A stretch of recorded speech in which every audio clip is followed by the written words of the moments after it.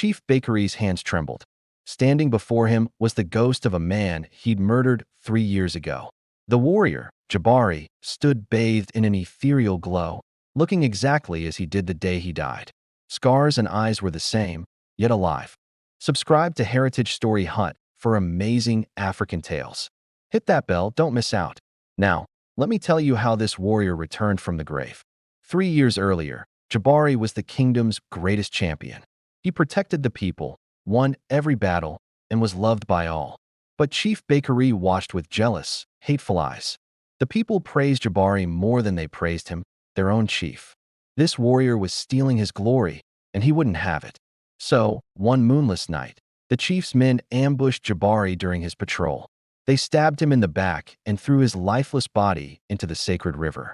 The next day, the chief fake sobbed, saying Jabari died fighting a made-up enemy. They mourned. They built a shrine. They never knew the truth. But the river carried its secrets downstream. An old healer found Jabari, barely clinging to life, on the muddy bank. In her secluded hut, she secretly nursed him back to health. When Jabari was finally healed, rage burned in his heart. But the old woman gave him a warning. Revenge taken in anger only destroys the avenger. Be patient. Truth has a way of revealing itself. Guilt haunted Chief Bakery. He couldn't sleep. Every whisper on the wind sounded like an accusation. On the 3rd anniversary of Jabari's supposed death, the village held a grand memorial festival. As the chief stood to give a speech, a figure stepped out of the shadows and into the firelight. The crowd gasped. Women screamed. It was Jabari. A dead man walked among them. Chief Bakery stumbled backward, his face pale with terror. No, you're dead. I saw them. You can't be alive. The crowd fell silent. An elder stepped forward. You saw them? How did you see what happened if he died in a faraway battle? The chief stammered, panic on his face, revealing the truth he tried to hide. Jabari finally spoke, his voice calm and clear.